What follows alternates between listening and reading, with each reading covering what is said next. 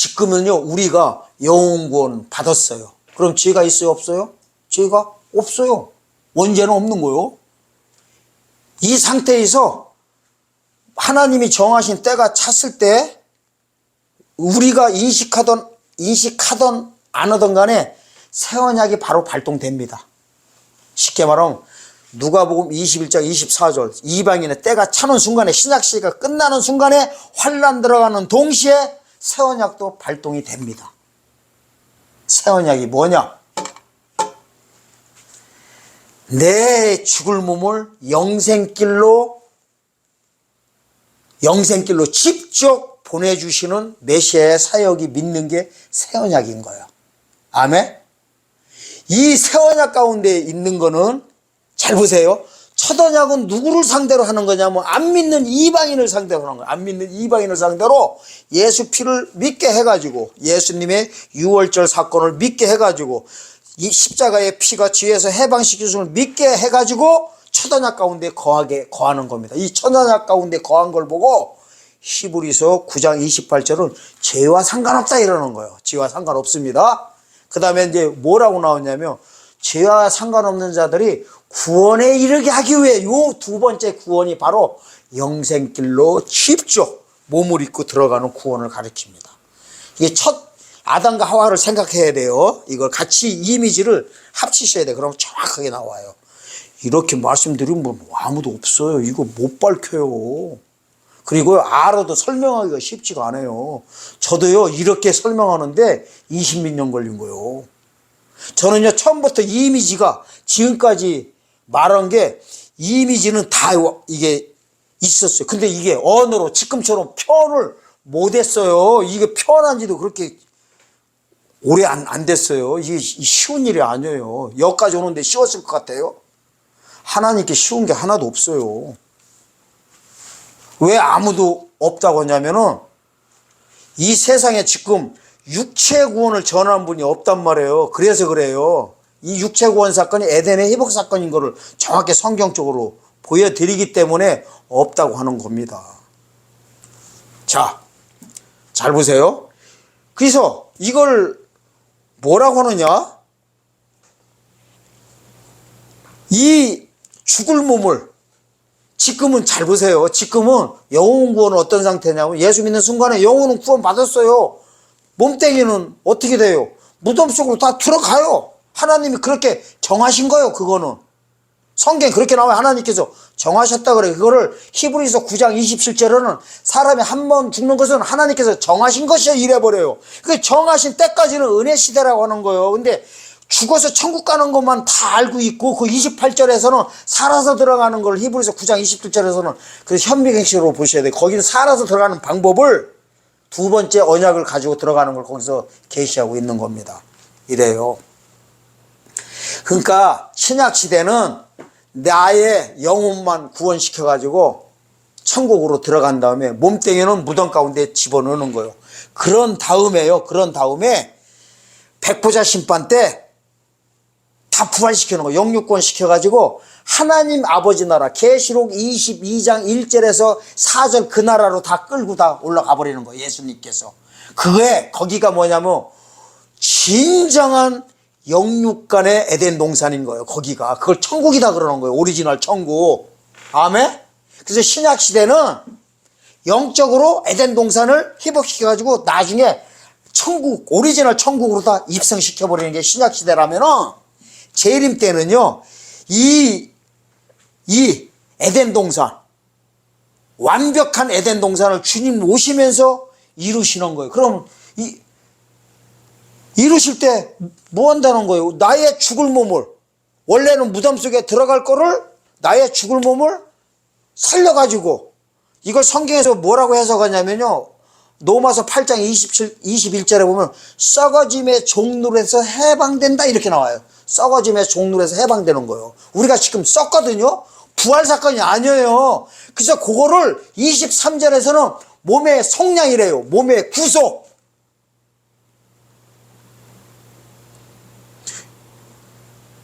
마태복음 24장 22절에서는 육체 구원, 육체가 구원을 얻는다.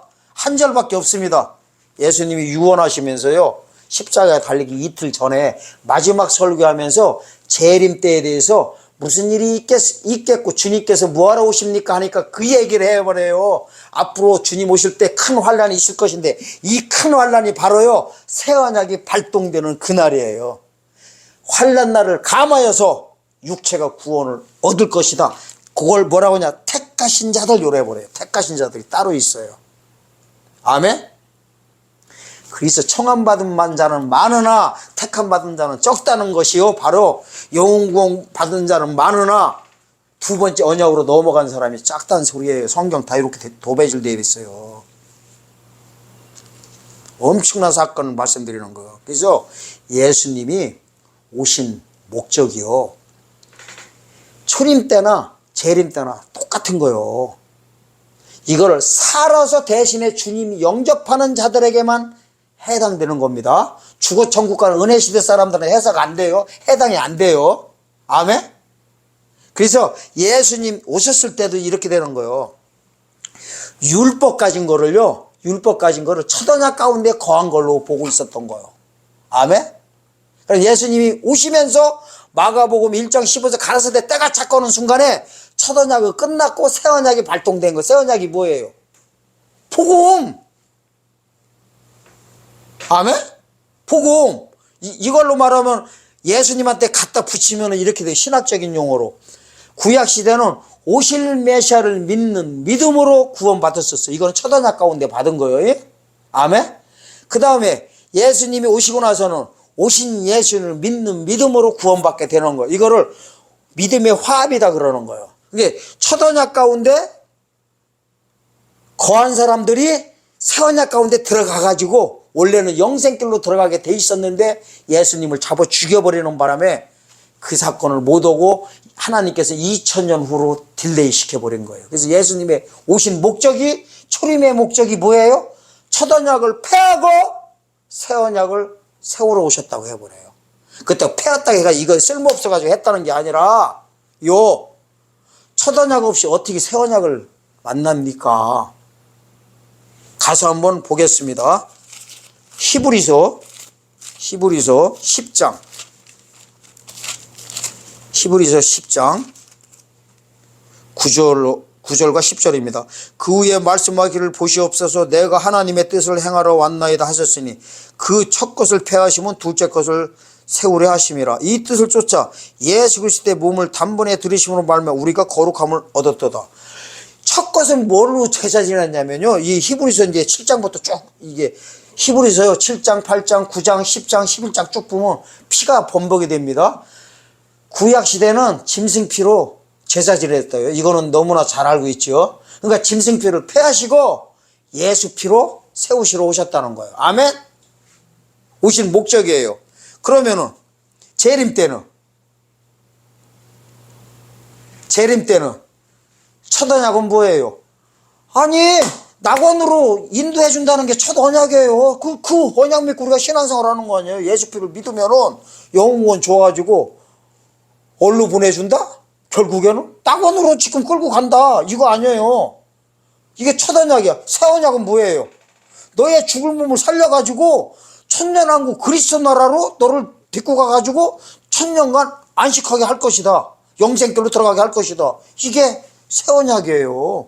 그래서 요한계시록 1장 5절과 6절은 첫 언약에 대해서 아주 정확히 나와 있어요. 첫 언약에서 어떻게 나와 있어요? 예수 그리스도의 보혈의 피가 죄에서 해방시켜가지고 너를 제사장 삼아준다는 거예요. 아멘? 요게 첫 언약 가운데 있는 거. 이거 믿고 그냥 천국 가면 되는데 요게 이제 조금 있으면 끝나버린단 말이에요. 첫 언약이 끝나는 게 신약시대가 좀 있으면 끝나버려요. 그러면 이제 끝나면 어떻게 되냐면 요때 요 안에 죽으면 그래서 복이라는 거예요. 이 새 언약이 발동되기 전에 빨리 죽으면은 천국 가는데 만약에 새 언약이 발동됐는데도 뭣도 모르고 준비 안 되고 갔다가는 지옥제 1호 입성자로 들어간다니까. 그래서 요한계시록 보면 7가지 복 중에요. 빨리 요 새 언약이 발동되기 전에 죽어서 그냥 천국 가는 게, 낙원 들어가는 게 복이라는 게 바로 요한계시록 14장 13절에 나와요. 666표 얘기하다가. 666 표가요, 쭉정이들한테 받는 표예요. 이게 세원약 가운데 못 들어간 자들한테 666 다 받고요, 세원약 가운데 들어간 자들한테 777 받게 돼 있어요. 그래서 그 성경 구절 한 군데 딱 나오는 거예요. 안 그러면 그 성경 구절 어떻게 갖다 해석하실 거예요? 해석 전혀 못하게 돼 있어요. 자, 이제 정리하고 이제 마치겠습니다. 그럼 이렇게 되는 거예요. 우리한테 이제 그대로 적용시키면은 우리는 어떻게 해요? 예수 피를 믿고 구원 받았어요. 기죠? 제사장 됐어. 근데 만약에 내가 예수님 재림 때까지, 환난 시작되기 전까지 죽지 않고 살아있으면은 어떻게 됩니까? 세원약 가운데 들어가야 돼요. 안 들어가면은 이걸 보고 쭉정이다 그래요. 그래서 생명책에서 이름을 지운다, 촛대를 옮겨버린다고 합니다. 그러면은 세원약의 핵심이 뭐냐면 계시록 7장 14절에서 17절 사건이에요. 적으세요, 적어.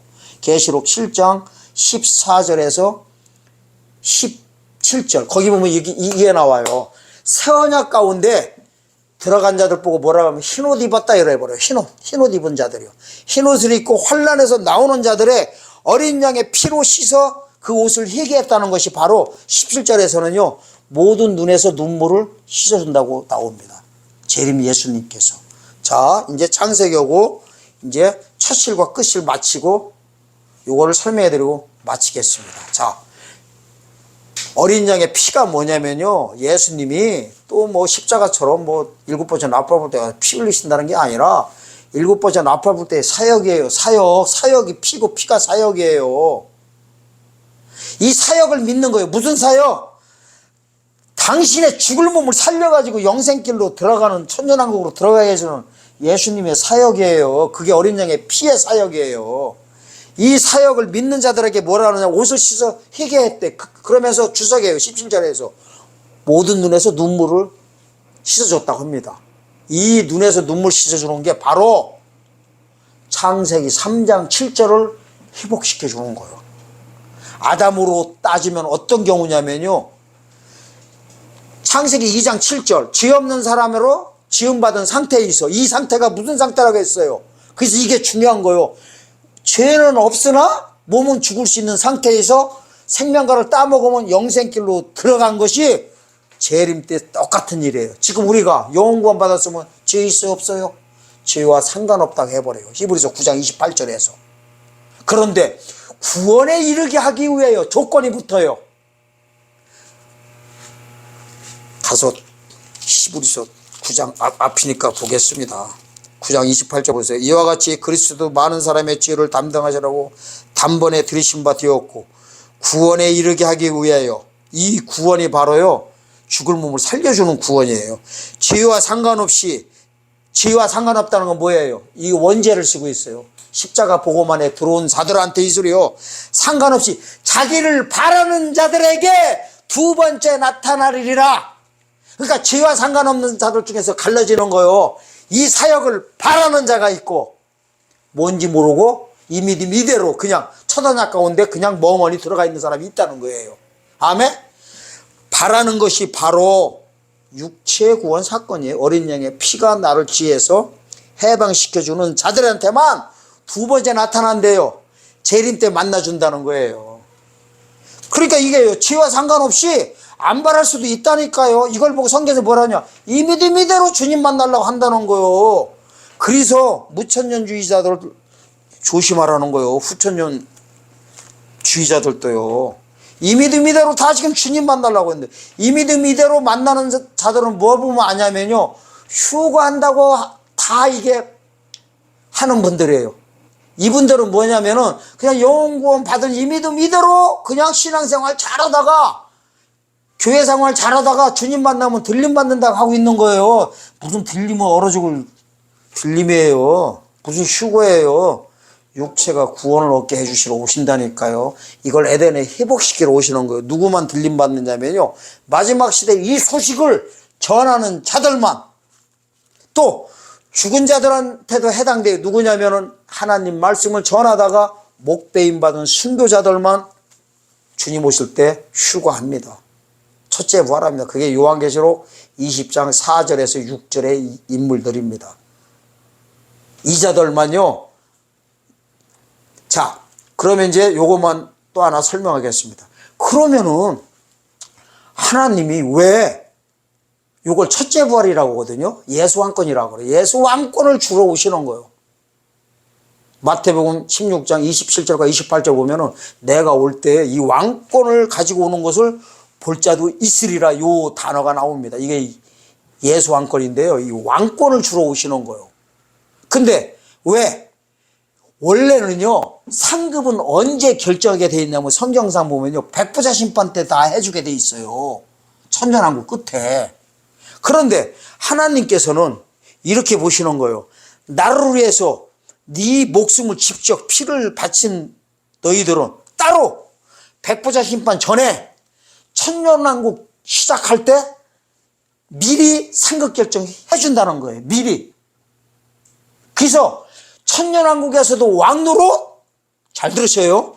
천년왕국에서도 왕노릇 끝나고 나면은 또 뭐가 시작돼요? 오리지널 천국이 시작된다고. 오리지널 천국도요, 들어가는 문이 세 갈래로 갈라져요. 요한계시록 21장 24절에서 27절 보면은 그리로 들어가는 세 갈래 길이 있어요. 부활체로 들어가는 데 있고 변화체가 들어가는 길이 있고요. 왕들이 들어가는 길이 세 파트가 따로 갈라져 있어요.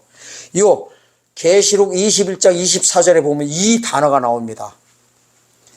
땅의 왕들이, 이때는 천년왕국 끝입니다. 땅의 왕들이 누구요? 계시록 20장 4절에서 6절 천년 동안 왕노릇 하리라 한 자들이요. 첫째 부활에 참여한 자들.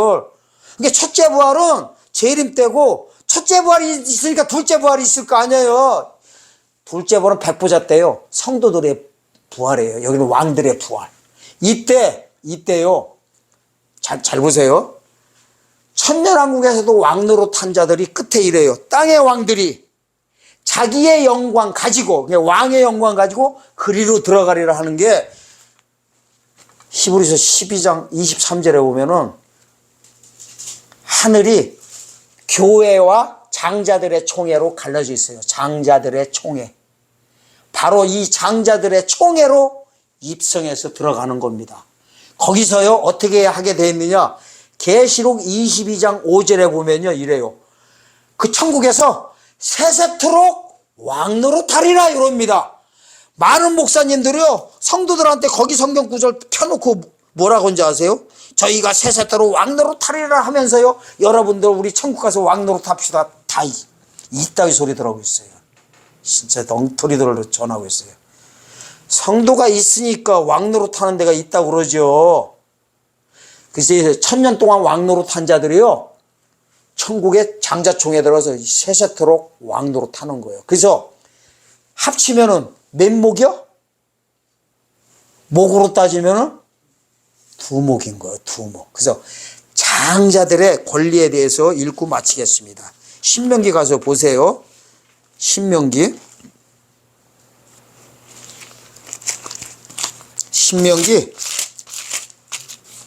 21절 16절에서 17절입니다. 자기의 소유를 그 아들에게 기업으로 나누는 날에, 자, 기업으로 나누는 날이 있어요. 날이. 이건 사실이요. 이게 적인 거요.